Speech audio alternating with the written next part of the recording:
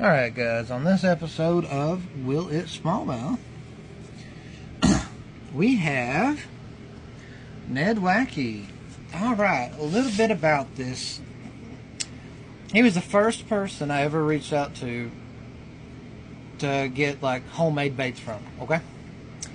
I was going to buy them, I messaged him, I asked him his opinion, and we got to talking, and he sent these to me to put on the Will It Smallmouth, right?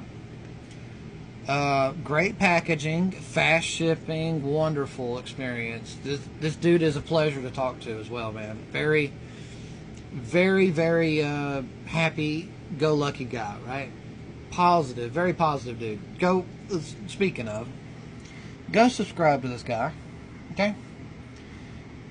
Even if you don't want to use his lures, I'm not going to make you, I'm not here to tell you what to use, what not to use. I'm just putting videos out on lures, right? Telling you my opinions, and it's my opinion at the end of the day, right? But, in my opinion, anything I rate a 3 or higher is worth getting and using, okay? Mostly my ratings are based on price and durability, right? Mostly a little bit of action, a little bit of how it works, but durability is real big with me. I don't want to go through a bunch of baits. If I don't have to go through a bunch, I don't have to order a bunch. I don't have to worry about running out. Price. You know, economy stuff. How many do I get for my money? How many do I not get? You know. And is it worth the money? And then action. Action catches fish, right? So, he sent me these. I took it and the swallowtail out yesterday. And yeah, this thing is smoking. I'm going to do a robo worm here soon and compare the two, but this has great action. And in no current, it does float real good. It will float straight up like a Ned in no current on the rig I was using. And yeah, it was awesome. The durability is better than I'm used to as well for homebrewed baits. I'm going to give this a solid like 4.5 out of 5. You know, nothing's going to be a 5 in a soft plastic unless it's made out of something like Duratec, Elastec, or the stuff Nico uses. Those things are just perfect, indestructible, you know. I use the TRD bug and call all year, right? All year. Anyway, stay on topic, Benjamin. Stay on topic. Here's how he sends. Nice packaging, by the way, right? Nice packaging. Very nice sticker. Instructions on the back, right?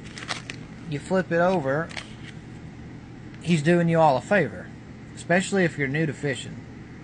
Send it, let drops, low retrieve, boom, reel in that bass. That will catch you fish. If you're new and you don't know what to do, read this, do it, you're going to catch fish. We suggest using a 1/16, 1/8 weighted hook. We'll go over that in a second. The Ned rig, Tex head, shaky head, Texas rig, drop shot. There's a few other ways to rig this. And I'm not getting onto him for not mentioning it. I'm just trying to help you guys. Tell you all some tips and tricks. See YouTube. If there's anything on here or any way to rig these that you want to know, just ask me. I can put out a video. It costs me nothing to sit and make a 5-10 minute video.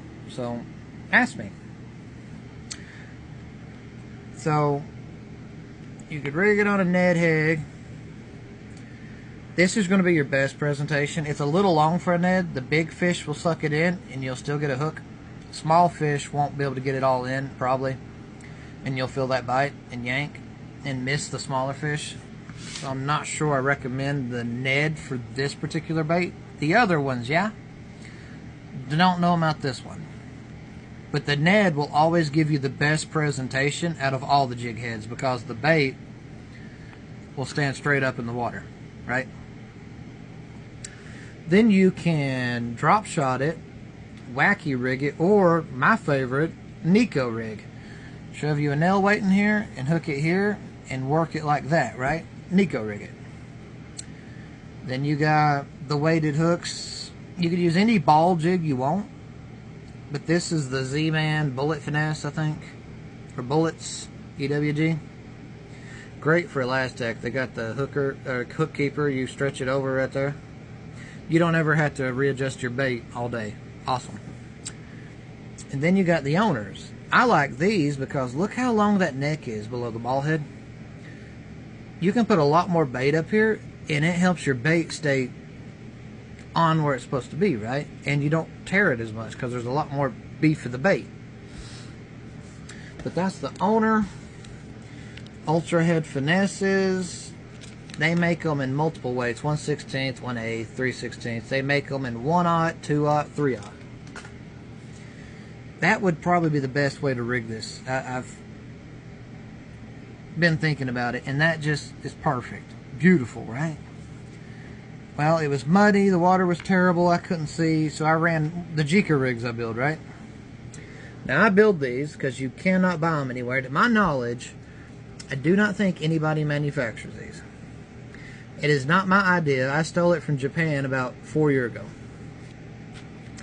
But the cylinder shape, in my area, we have lots of chunk boulder and smooth rocks and crevices. It's real easy to get hung up every cast, right? I built these because the cylinder, right, doesn't get snagged as much. It slides over stuff, does not get snagged. It's called a Jika rig. You take an EWG, and then you put a snap ring on it, then you put a drop shot on it, and then you get a swivel, right? I build these things. I buy everything bulk, and I build them, and it still costs me $3 a piece to build them. That's just because there's so much that goes into them, right? I use the quality stuff, and yeah. Anyway, so the bait. Bait does good. It's great. You know, way better than I thought it was going to be. They're heavily scented. That probably helped me out in that murky water from all the rain we've had. I give this, the flatworm, a 4.5 out of 5, right? It's not perfect because it's not Elastec, and I know home bait builders can't do Elastec, you know, high pressure injection. But a 4.5 is almost perfect, guys. So don't let that fool you. This is a fish catching machine. It's got good action, and if you rig it up like on that owner finesse 2/0, this is going to catch fish. Let this thing soak in the current and then work it. It's a fish slaying machine. That's actually, I've been on here long enough. Let's go show you. Alright, so I'm going to cast up into the current, and there's a rock here, and I'm going to let it come way down into this rock. The water conditions are terrible. Terrible. Muddy, terrible, right? I had no faith in catching fish today, honestly. So I'm glad I caught the ones I did. But I'm just working it real slow. When the current isn't pushing it, I'm jigging it back, right? Pulling up, jigging it back when the current stops it. As soon as it gets to that rock, he thumps it, dude. I did not realize he was going to hit this hard, okay? And you kind of see it. I almost don't know what to do here, right? Like, whoa, there's a fish. He's going to go airborne. Yeah. He's going to be awesome. And he's going to... Oh, I do got a good one. Play here a little bit. We're gonna chill with him. This combo, man, is just awesome. That's a level rake, medium light, extra fast. That's a 20. And that is a Bates Hundo, the Tackle Warehouse Edition, 20-pound braid, 10-pound leader, and the thing puts in work, man. That is by far, like, I was not.